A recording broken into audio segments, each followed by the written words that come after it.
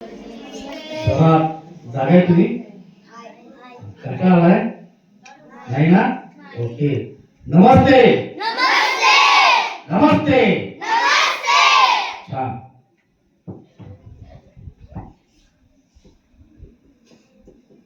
महाराष्ट्राचं आराध्य दैवत छत्रपती शिवाजी महाराज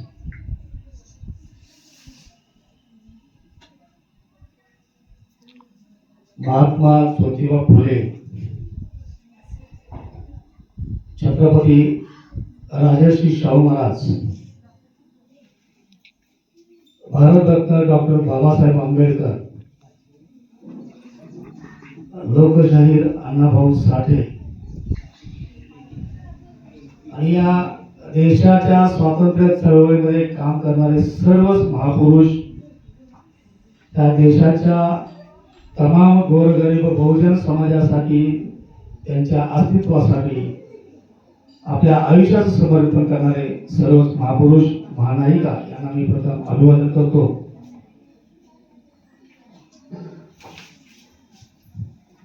आणि आज या ठिकाणी रामचंद्र चंद्रोजी बारोडे विद्यालय शिगाव, वाळवा तालुका एज्युकेशन सोसायटी रामपूरचे कैलासवासी रामचंद्र चंद्रोजी बारोडे विद्यालय शिगाव या ठिकाणी लोकमान्य टिळक यांची पुण्यतिथी, लोकनेते राजाराम बापू पाटील यांची जयंती आणि साहित्यरत्न लोकशाहीर अण्णाभाऊ साठे यांची जयंती, त्या तिन्ही महामानवांना अभिवादन करण्यासाठीचा हा आपल्या शाळेतला आजचा जो कार्यक्रम आयोजित केलेला आहे. आणि या कार्यक्रमाचे अध्यक्ष आहेत तुमच्या सर्वांचे लाडके, या शाळेचे मुख्याध्यापक माननीय श्री एस एडके सर,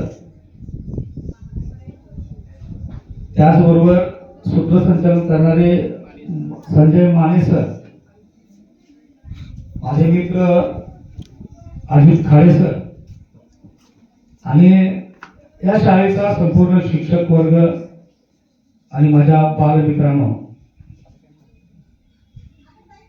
खरं तर माझ्यात लक्ष आहे सगळ्यांचं आहे का? आहे. Very good. खरं तर माझ्यापेक्षा खूप चांगल्या पद्धतीनं तुम्हाला अण्णाभाऊ साठे समजून सांगणारे, बाबासाहेब आंबेडकर समजून सांगणारे, छत्रपती शिवाजी महाराज समजून सांगणारे, छत्रपती संभाजी राजे समजून सांगणारे, शाहू महाराज समजून सांगणारे, सगळे संत महात्मे समजून सांगणारे, खरं तर इथं तुमचे सगळे गुरुजन आहेत, तुमचे सगळे शिक्षक आहेत. परंतु या ठिकाणी माझे मित्र अजित खाडे यांनी मला या ठिकाणी येण्याची विनंती केली, मुख्याध्यापक सरांनी येण्याची विनंती केली, माने सरांनी विनंती केली आणि मला हे सांगितलं की तुम्ही अण्णाभाऊ साठे यांच्या जयंतीच्या निमित्तानं, लोकमान्य टिळकांच्या पुण्यतिथीच्या निमित्तानं 2 शब्द बोला. खरं तर मित्रांनो, मी महावितरणमध्ये नोकरी करतो.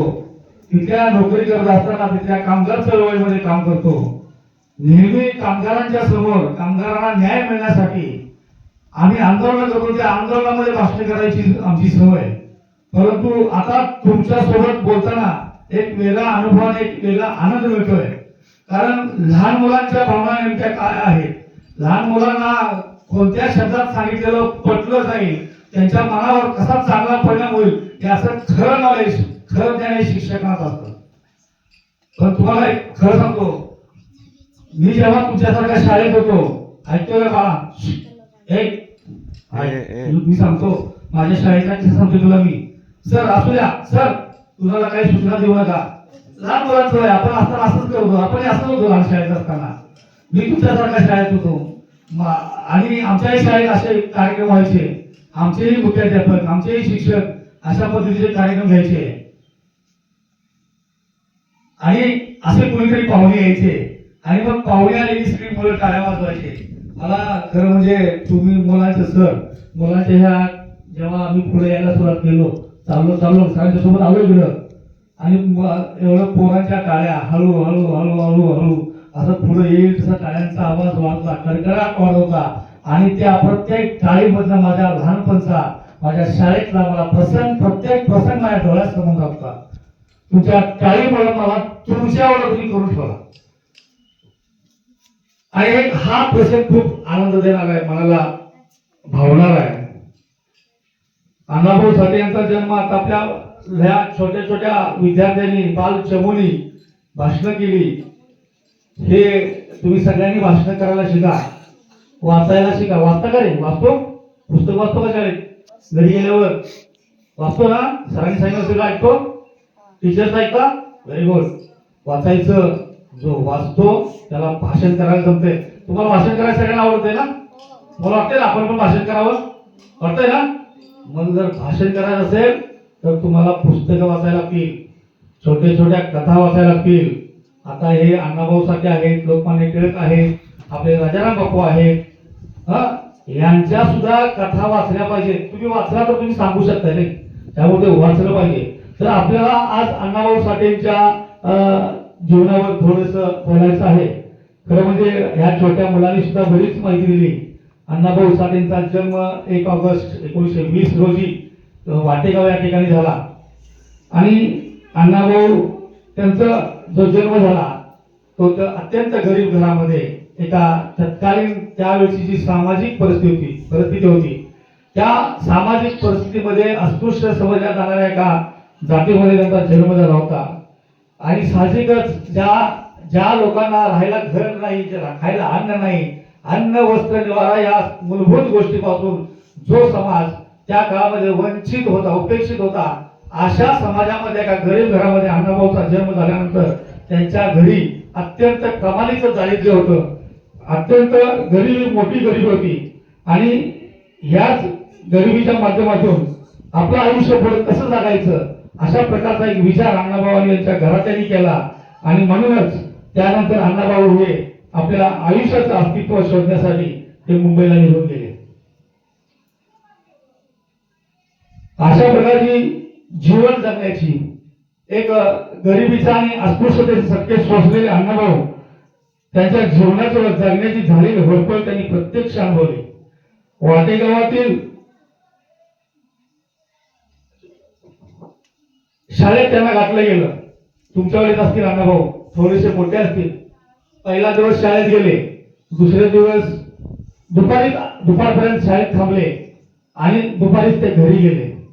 काय झालं काय माहित नाही त्यांना, पण शाळेत दुसऱ्या दिवसानंतर ते शाळेत आलेच नाही. फक्त 1.5 दिवस अण्णाभाऊ शाळा शिकले. किती दिवस? 1.5 दिवस. परंतु 1.5 दिवस शाळा शिकलेल्या अण्णाभाऊंनी जवळजवळ 35 कादंबऱ्या, 35 पेक्षा जास्त कादंबऱ्या त्यांनी लिहिल्या. त्यातली प्रतिराही कादंबरी अण्णाभाऊंची फारच गाजलेली होती, जी कादंबरी त्यांनी डॉक्टर बाबासाहेब आंबेडकरांना समर्पित केलेली आहे. त्यानंतर त्यांनी 15 पेक्षा जास्त कथा संग्रह लिहिले. अण्णाभाऊंचं काम हे जितकं आपल्या महाराष्ट्रातल्या लोकांना माहित आहे तितकंच मगाशी सरांनी सांगितल्याप्रमाणे त्यांचं कार्य हे रशियापर्यंत पोहोचलेलं आहे. रशियाच्या लेनिन चौकामध्ये अण्णाभाऊंनी छत्रपती शिवरायांचा पोवाडा गायलेला आहे. तो पोवाडा गात असताना त्यांच्या बाजूला रशियन भाषेतला एक मराठी भाषा समजून सांगणारा माणूस दुभाषी होता. ज्या पद्धतीनं अण्णाभाऊ म्हणायचे त्या पद्धतीनं त्या रशियन दुभाषीनं तो पोवाडा त्या रशियन लोकांना सांगितला. आणि तत्कालीन राष्ट्रपती रशियाच्या अध्यक्षांनी त्यावेळी अण्णाभाऊंना मिठी मारून त्यांचं कौतुक केलेलं आहे. मित्र मुलांनो, खरं म्हणजे आपण आयुष्यामध्ये काही जर शिकायचं असेल, आपण हे शाळेतलं तुम्हाला सर शिकवत आहे ते तुम्ही शिकायचंच आहे. तो अभ्यास रोजच्या रोज करायचा आहे. सर सांगतील त्या पद्धतीनं, टीचर सांगतील त्या पद्धतीनं तुम्हाला ते अभ्यास करून मोठं व्हायचं आहे. परंतु हे करत असतानाच आपण आपल्यावर आपलं आयुष्य घडवणारे जे छत्रपती शिवाजी महाराज आहेत, शंभूराजे आहेत, शाहू महाराज आहेत, अण्णाभाऊ साठे आहेत, बाबासाहेब आंबेडकर आहेत, यांच्या सुद्धा आपण चरित्र वाचलं पाहिजे. हे चरित्र वाचून आपल्या मनावर एक देशहिताचा संस्कार होतो. आणि त्या देशहिताच्या संस्कारासाठी सगळ्या विद्यार्थ्यांनी अशा पद्धतीचं वाचन केलं पाहिजे. अण्णाभाऊ मुंबईला गेले. त्यांचं कुटुंब वाटेगाव आपल्या इथं जवळच आहे. वाटेगावातनं मुंबईपर्यंत चालत गेले. काही दिवस आधीमध्ये ते राहायचे, थांबायचे, मोलमजुरी करायचे, नंतर पुढच्या गावात जायचे. असं करत त्यांनी सातारा, पुणे आणि पुण्यानंतर मुंबईत गेले. अण्णाभाऊ मुंबईत गेल्यानंतर त्यांनी हमालीचं सुद्धा काम केलं. हमालीचं काम केलं, फूट पॉलिशचं काम केलं. नंतर ते गिरणी कामगार म्हणून गिरणीमध्ये काम केलं. आणि गिरणी कामगार म्हणून काम करत असताना अण्णाभाऊंना त्या कामगारांच्या बकाल आणि व्यस्त अशा गरिबीनं होरपळलेल्या आयुष्याचं दर्शन झालं. आणि तिथूनच अण्णाभाऊंनी समाजाची दाहकता लिहायला सुरुवात केली, असं म्हटलं तर वावगं ठरणार नाही.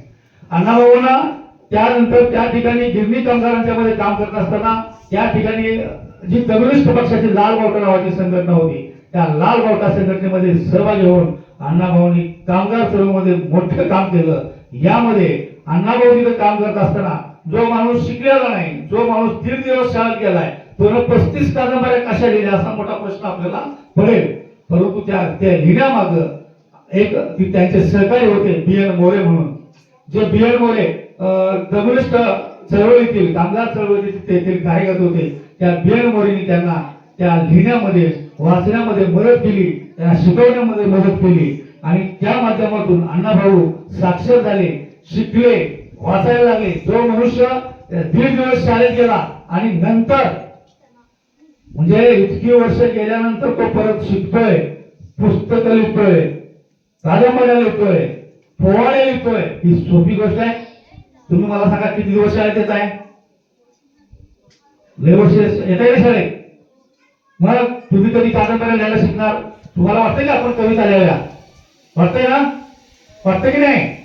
हा, मग तुम्ही कविता लिहायचा प्रयत्न करायचा आणि सरांना दाखवायचा, सर माझी कविता कशी, आज त्या मुलांनी किती छान पैकी भाषणं केली, सांगा, केली ना? तर त्यावेळेला अण्णाभाऊंनी 1.5 दिवसात शाळा शिकून सुद्धा 35 पेक्षा जास्त कादंबऱ्या लिहिल्या, कित्येक कथा सजवले, पोवाडे लिहिले. गिरणी कामगार चळवळीमध्ये अण्णाभाऊ पुढे राहिले, एक कार्यकर्ता म्हणून पुढे आले. त्यानंतर आपल्याला आपली मुंबई कुणाची आहे? कुणाची आहे? आपली मुंबई ना? तर ती मुंबई आपल्याला देत नव्हती तेव्हाचं सरकार. ही मुंबई आपली मुंबई आपल्याला देत नव्हतं. तर त्यावेळेला अण्णाभाऊंनी जो संयुक्त महाराष्ट्राच्या लढ्यामध्ये सहभाग घेतला आणि त्यामध्ये त्यांनी संयुक्त महाराष्ट्राच्या या लढ्यामध्ये भाग घेतल्यानंतर त्यांच्या शाहिरीच्या माध्यमातून लोकांचं प्रबोधन केलं, जनतेचं प्रबोधन केलं आणि मोठ्या प्रमाणात एक संयुक्त महाराष्ट्राचा लढा उभारायला गेला आणि त्यामध्ये आपली हक्काची आपली मुंबई आपल्याला मिळाली. तर अशा पद्धतीनं अण्णाभाऊंचं आयुष्य हे संपूर्ण कष्टामध्ये गेलेलं आहे. त्या अण्णाभाऊंच्या जयंतीच्या निमित्तानं आज आपण त्यांना अभिवादन करण्यासाठी जमलो आहोत. तुम्ही सगळे विद्यार्थ्यांनी इथून पुढच्या काळामध्ये महामानवांचं थोडासा अभ्यासाचा जास्त वेळ द्यायचा, थोडासा त्यातला वेळ महापुरुषांचं वाचायला द्यायचा. सरांना सांगायचं, घरी वडिलांना सांगायचं की मला लोकमान्य टिळकांचं पुस्तक पाहिजे, मला शिवाजी महाराजांचं पुस्तक पाहिजे, मला बाबासाहेबांचं पुस्तक पाहिजे, मला शाहू महाराजांचं पुस्तक पाहिजे, मला लोकशाहीर अण्णाभाऊ साठेंचं पुस्तक पाहिजे. अशी छोटी छोटी पुस्तकं मित्रांनो आतापर्यंत वाचलात तर तुम्ही उद्याच्या आयुष्यामध्ये एक सक्षम नागरिक होऊन ह्या देशहिताच्या मोठ्या कार्यामध्ये तुमचाही सहभाग होणार आहे. त्यामुळं आज या ठिकाणी खरं म्हणजे विद्यार्थ्यांच्या सोबत सर बोलायचं म्हणजे मला तुम्ही म्हटलं या, मी नव्हतो येणार, खरं सांगतो. अजित खाडे या सर मला म्हटले या सर, सरांचा आग्रह आहे तुम्हाला इकडे बोलवायला. अरे म्हटलं आम्ही चळवळीतली माणसं, रस्त्यावर आंदोलन करून भाषण करणारी माणसं आणि विद्यार्थ्यांच्या समोर बोलणं म्हणजे, कारण छोटी छोटी लहान मुलं आहेत आपली आंदोलनातली भाषण, आम्ही इतकं फरक आहे हो. हे काम शिक्षकांनीच करावं, हे काम तुम्ही शिक्षक आहात, तुम्ही गुरु आहात आमचे, तुम्हीच करावं. पण असं काय हरकत नाही. मला एक वेगळा आनंद मिळाला या शाळेमध्ये आल्यानंतर, एक वेगळा आनंद मिळाला आणि ही घटना आजची माझ्या आयुष्यामध्ये अत्यंत संस्मरणीय राहणार आहे. मलाही वाटतं मुलांनो की अण्णाभाऊ जशा कादंबऱ्या लिहिल्या किंवा आपले वेगवेगळे लेखक जसे पुस्तकं लिहितात, मलाही वाटतं आपण काहीतरी लिहावं. परंतु थोडाफार प्रयत्न चालू असतो पण तो अजून सक्सेस झाला नाही. पण मला खात्री आहे की मी ज्या दिवशी माझ्या आयुष्यातल्या काही घटना लिहिणार त्या खूप चांगल्या पद्धतीने लिहिणार, लोकांना आवडतील अशा लिहिणार, विद्यार्थ्यांना आवडतील अशा लिहिणार आणि त्या माझ्या त्या संग्रहामध्ये तुमच्या ह्या शाळेची आठवण मी नक्की लिहिणार. तुम्ही सगळे विद्यार्थी जे मगाशी टाळ्यावरून तुम्ही माझं स्वागत केलं, त्या टाळ्यापासून सुरुवात असेल. सर खुर्चीतून उठले, सर म्हणाले संभाजी सर चला आपल्याला जायचंय कार्यक्रमाला, तेव्हापासून प्रत्येक पावलाचा जो प्रसंग आहे, जो क्षण आहे, तो माझ्या लेखणीमध्ये उतरून त्या शाळेचा आताचा जो ह्या विद्यार्थ्यांच्या सोबतचा हा जो प्रसंग आहे तो मी नक्की लिहिला जाईल. खूप छान पद्धतीने पोरांचं मन लागलंय आता ऐकायला, कारण सगळे शांत आहेत, सगळ्यांचं लक्ष आहे. परंतु मला स्पष्ट करून ह्या पोरांसमोर बोलायचं काय आणि कसं, पण काय हरकत नाही. मित्रांनो, तुम्ही लक्षात घ्या, ही शाळा आपली शाळा आहे. आपण सगळेच आपल्या शाळेवर प्रेम करतो. शाळेत काही पोरांना शाळेत यायला आवडत नाही, पण त्यांना माहित नाही, ज्या मुलाला आवडत नाही ना त्यांना माहित नाही, अरे शाळा म्हणजे आयुष्यातलं एक सोनेरी पान असतं. आपल्या पुढच्या पूर्ण जगण्याची, पूर्ण आयुष्याची म्हणजे शिदोरी म्हणजे शाळा असतं. आता हे तुम्हाला एन्जॉय कर, शिकत शिकत शाळेचा आनंद घ्यायचे दिवस आहेत. खूप चांगलं एन्जॉय करायचं शाळा शिकताना, अभ्यास करताना. लक्षात घ्या, कारण तुम्ही जेव्हा मोठे व्हाल, ही शाळा सोडून जाल, तेव्हा शाळेतला प्रत्येक कानाकोपरा तुम्हाला आठवेल. जेव्हा मोठे होऊन तुम्ही शाळेत परत याल, तेव्हा ह्या प्रत्येक भिंतीवरची आठवण तुम्हाला तेव्हा आठवेल. प्रत्येक कोपऱ्यातला तुम्ही बसलेला तुमचा जागा जो आहे तो तुम्हाला आठवेल. तुमचे सर आठवतील, तुमचे शिक्षक आठवतील, तुमचे टीचर्स आठवतील, हे सगळे आठवतील. तेव्हा ह्या शाळेचा खूप आनंद घ्या. तिथे तुम्ही खूप चांगल्या पद्धतीने शिका. सरांनी सांगितलं की आधुनिक शाळा आहे, त्यामध्ये सगळ्या सोयी आहे, प्रोजेक्टर आहे, इंटरनेट आहे, कम्प्युटर्स आहे, सगळं आहे.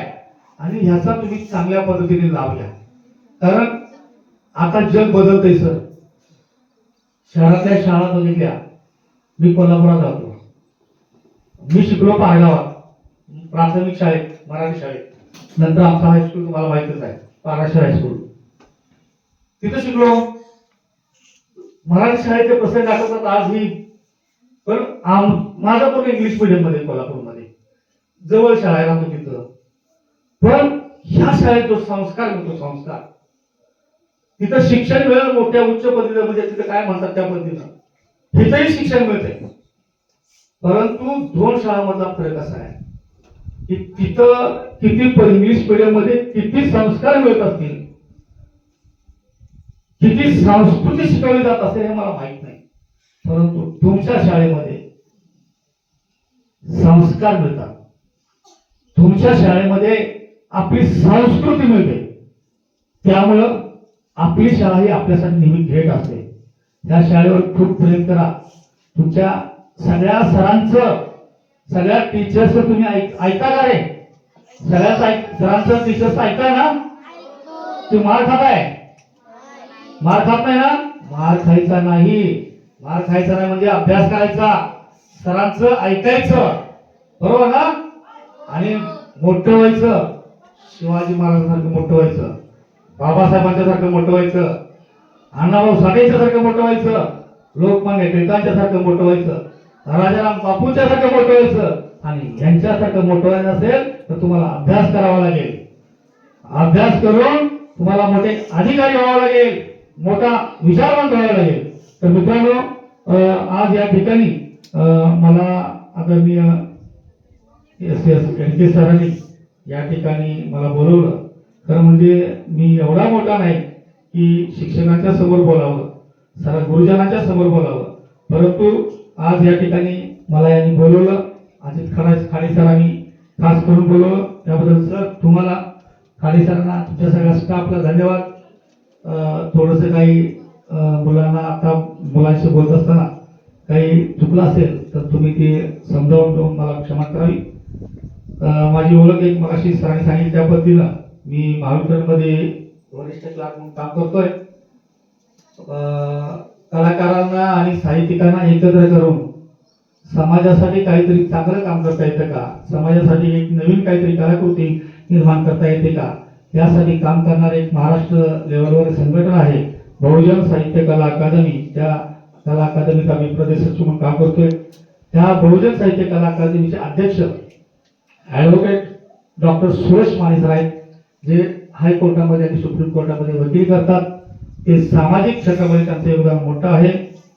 त्याचबरोबर MSCB मध्ये नाट्य स्पर्धा असतात प्रत्येक वर्षी सर. गेल्या 10 वर्षापासून त्या नाट्य स्पर्धेच्या माध्यमातून वेगवेगळ्या नाटकामध्ये काम करतोय. एक 2 वर्षापूर्वी आमचं एक नाटक घेऊन गेलं बाहेर, MSCB कडे होतं, बाहेरच होतं, रणांगण 1818 म्हणून. तर त्या नाटकाचा सर मगाशी म्हटले एक काहीतरी मुलांना तुम्ही ऐकवा. तर त्या नाटकातला एक डायलॉग आहे, तो डायलॉग मी या माझ्या छोट्या बालचमूंच्या समोर मी ऐकवणार आहे. तुम्ही ऐकणार? अभ्यास करणार? आता माझा ऐकणार ना? एक मस्त एक छोटासा डायलॉग, मला तो आता जास्त आठवत नाही, पण मी प्रयत्न करतो. सगळे अभ्यास करणार ना? मुख्याध्यापक सर माझे एकदम खास मित्र आहेत बरं का, आणि खाडे सर पण माझे मित्र आहेत, माने सर पण माझे मित्र आहेत. माझे खोटं बोलत नाही ना? अभ्यास करणार? शाळेचं नाव मोठं करणार? इथले विद्यार्थी जिल्ह्यात 1 नंबरला येणार? नक्की? Okay, very good. Sir, Bhima कोरेगावची आपण एकंदरीत काही वर्षापासून चर्चा ऐकतो की 500 वर्षेस काही लोकांचं युद्ध झालं, 500 वर्षात आता सुद्धा. पण ते युद्ध का झालं, इथल्याच लोकांनी इंग्रजांच्या सोबत का गेले लोकांना माहित नाही. युद्ध लढाई म्हटलं की आपल्यासोबत तलवार दिसते, बंदुका दिसतात, संपलं.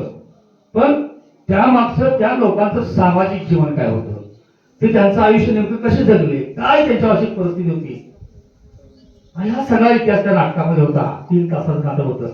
त्या नाटकामध्ये माझी प्रमुख भूमिका होती. त्याचा मी एक डायलॉग माझ्या या छोट्या मित्रांना म्हणून दाखवतो.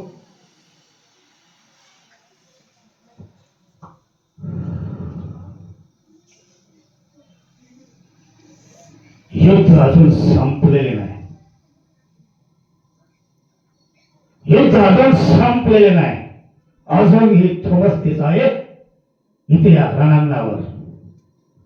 अरे वास्तव आहे तुम्ही गुरु आमच्या आयुष्याचा.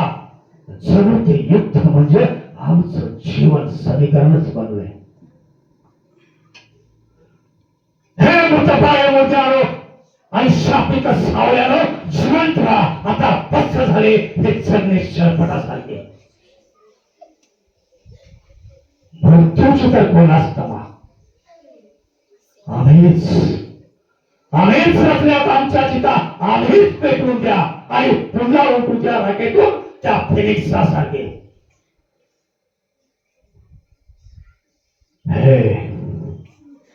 हे निजून झालेल्या मनगटानो, अरे तुमच्यात संचारणार आहे आभाराचं बल आणि तो धन्याच्या शक्ती. झाडून टाकायच्या आहेत व्यथा झरझर झालेल्या झळमटासारख्या. फेकून टाकायचा आहे व्यवस्थेच्या चक्रवाला. सर्व कापून टाकायचे आहेत लटकलेले फास आणि तोडून टाकायचे आहेत गुलामीचे साखळदार. खळा खळा खळ. जरा तयार नाही.